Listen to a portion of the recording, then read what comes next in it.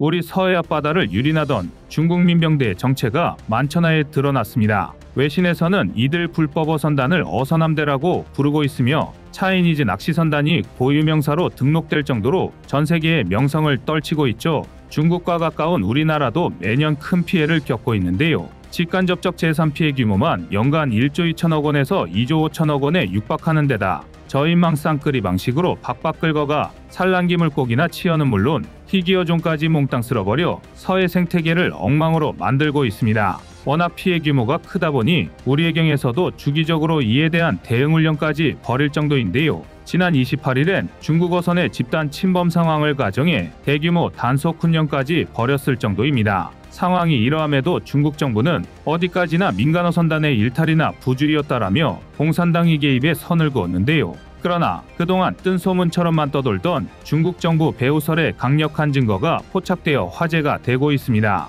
그래서 준비했습니다. 오늘은 전 세계를 상대로 민폐를 끼치는 중국 해상 민병대의 정체와 그 본질에 대해서 낱낱이 고발해드리겠습니다. 중국 어선의 불법 조업 문제가 우리나라 국민에게 알려진 것은 10년 전부터인데요. 매년 150만 톤 가까이 되던 연근해 조업량이 2010년부터 100만 톤 이하로 급속히 줄어들기 시작하면서부터였습니다. 당시 서해상엔 지자체가 운영하는 어업지도선 10수척이 활동하고 있었지만 대부분 어민을 대상으로 한 불법 어로나 북방한 개선에 대한 안내 등이 주목적이었기에 중국 어선을 단속하기엔 그 권한이나 장비 등 모든 면에서 역부족이었던 것이죠. 더군다나 중국 해상민병대는 단순한 어업 집단으로 치부하기에는 규모가 지나치게 거대했는데요. 뉴욕타임스의 추적 보도에 따르면 불법 조업에 가담하고 있는 중국 어선들은 3,000척에 육박하는 데다가 기본 배수량 9,000톤급의 초대형 선박들도 다수 포함되어 있다고 합니다. 외형적 크기로만 따지면 세종대왕급 구축함과 비슷한 셈이니 사실상 함대라고 불러도 될 정도인데요.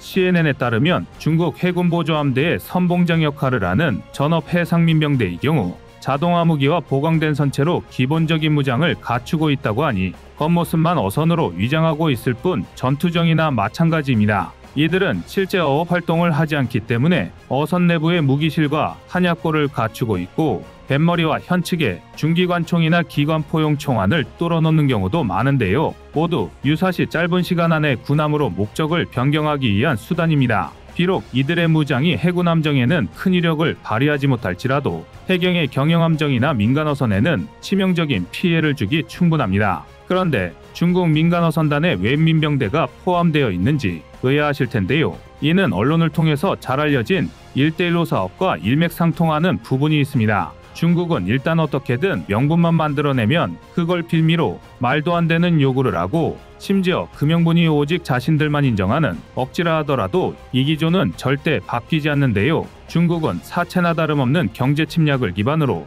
말레이시아, 인도네시아, 태국 등지에서 막대한 군사적 이득을 취해왔습니다. 그리고 이건 방금 말씀드린 중국이 명분이 될 것입니다. 지금 당장은 대한민국에 대한 중국식 생태에 지나지 않습니다. 아무리 문화적으로 가까워도 동남아시아는 어디까지나 수천 킬로미터 떨어져 있는 남이나라고 대만과 양안전쟁 또한 당장의 위협은 아닙니다. 하지만 중국은 다릅니다. 중국이 동남아시아 국가들의 명분을 세웠다는 건 하나의 중국 이념에 대만뿐만 아니라 그들도 포함된다는 말입니다. 중국이 꿈꾸는 궁극적인 이상향은 자신들이 아시아의 모든 나라를 속국으로 지배하는 모습입니다. 이를 위해 중국은 개도국을 중심으로 경제적, 문화적 찬탈을 시도하는 중이고 야금야금 군사적 영향력을 넓혀가고 있는 것입니다. 이건 절대 과장이나 비약이 아닌데요. 이를 가장 잘 보여주는 게 중국 불법 조업어선으로 잘 알려진 해상민병대입니다. 해상민병대는 중국 해군 해안경비대에 이은 비공식 준 군사조직 중 하나입니다.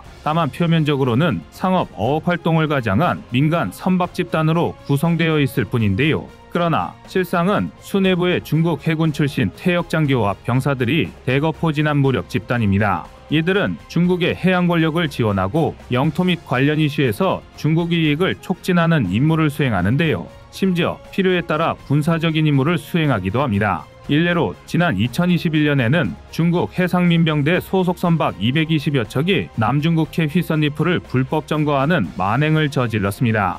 이 섬은 필리핀의 배타적 경제 수역 내에 자리 잡고 있지만 동시에 베트남과 중국이 서로 자신들의 땅이라 주장하면서 영토 분쟁 중인 지역이기도 한데요. 이런 상황에 중국이 먼저 나서 무력 행동을 개시한 것입니다. 물론 중국 정부는 해당 선박들이 자신들과는 아무 관련도 없으며 단지 기상 상황 때문에 휘설리프에 대피해 있을 뿐이라고 주장했는데요. 그러나 당시 휘설리프 인근의 날씨는 청명하기 그지없었고 중국 선박들은 어로 활동조차 하지 않은 채 휘설리프로 집결한 상태였습니다. 중국 정부가 구단선이라는 말도 안 되는 거짓 증거를 들먹이며 필리핀 앞바다를 자신들의 영해라고 주장하고 있다는 걸 감안하면 눈에 뻔히 보이는 거짓말인데요. 해당 불법 점거 사태는 미국이 필리핀 편을 들며 중재에 나서고 나서야 일단락되었습니다. 하지만 그 여파는 여전했는데요. 이후 필리핀 정부는 중국 선박이 휘설리프 인근의 인공구조물을 건설 중이었다는 걸 포착했습니다. 이는 전형적인 중국의 영토 찬탈 수법인데요. 중국은 그동안 필리핀, 대만, 베트남 등지의 무인도나 암초에 어선을 가장한 해상민병대를 파견해 알박기를 시전하고 뒤로는 몰래 인공구조물을 건설해 군사기지로 활용하는 어이없는 짓거리를 계속해왔습니다. 중국은 이런 방식으로 남중국해에 7개 이상의 인공섬을 만들었고 이 중 최소 3곳 이상을 군사기지화하는 데 성공했는데요. 제복 대신 어부복을 입었고 총만 들지 않았다 뿐이지 하는 짓은 러시아의 바그너 그룹과 별다를 게 없는 것입니다. 중국 해상민병대는 언제든 중국 해군의 예비병력으로 전용할 수 있으며 운영 방식에서도 중국 정부의 지원과 조직적 지시에 따라 활동합니다. 하지만 2000년대 초반 해상민병대가 처음 등장했을 때만 하더라도 전 세계는 이 문제를 그리 심각하게 받아들이지 않았습니다. 당시 중국 정부에서 자국 내 급증한 수산물 수요를 감당하기 위해 원양어업을 적극적으로 지원하면서 어디까지나 골치 아픈 불법 저어선쯤으로 여겨졌기 때문입니다. 그러나 세계 각국이 방심한 사이 이들의 불법 저업은 도를 넘기 시작했는데요. 앞서 말씀드린 군사적 행동도 당연히 좌시할 수 없는 문제지만 그 이외의 피해 규모도 어마어마합니다. 특히 동남아시아 국가들의 경제적 피해는 심각한 수준입니다. 당장 인도네시아만 봐도 매년 불법 저업으로 인한 피해 금액만 약 10조 원 이상의 손해를 입고 있습니다. 국내에서는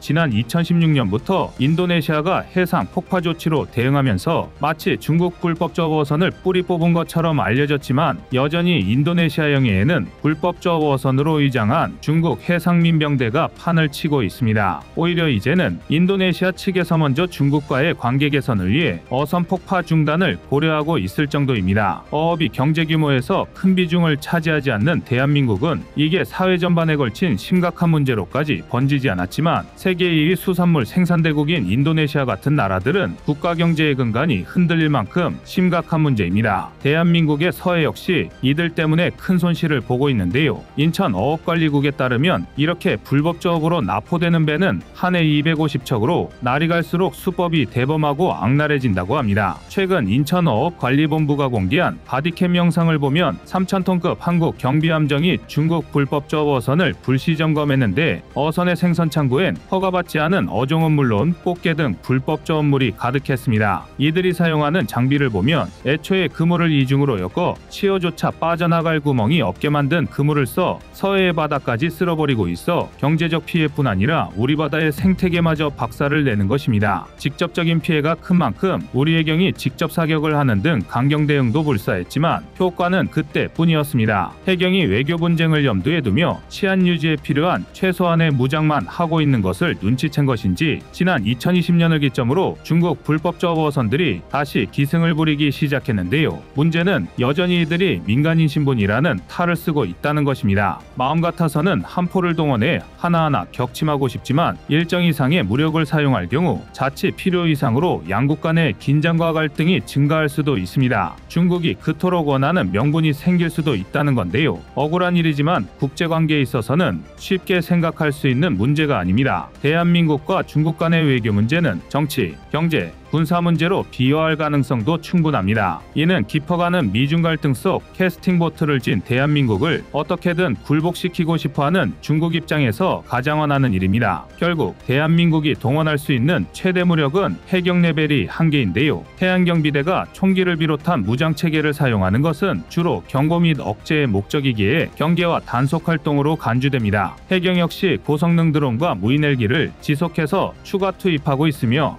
단속 범위가 2배 이상 개선된 레이더로 이들을 열심히 추적 체증하고 있습니다만 외교적인 긴장감을 최소화하기 위해 대체적으로 작은 규모의 무력을 사용하고 있지만 이제는 대한민국 해군의 성장에 발맞춰 해경 또한 압도적인 무장을 갖춰야 할 때가 된 것 같습니다. 역사적으로 한민족은 중국에 빈틈을 보이는 순간 가장 큰 위기가 찾아오곤 했습니다. 칼은 칼집에 있을 때 가장 큰 위력을 갖고 있지만 때론 칼집 맛을 봐야 정신 차리는 국가도 있기 마련이죠. 서해를 자기 앞바다처럼 들락거리는 중국 어선이 자취를 감추고 멸족되었다는 소식이 들리길 기원해봅니다. 이상 꺼리튜브의 두 번째 미션이었습니다.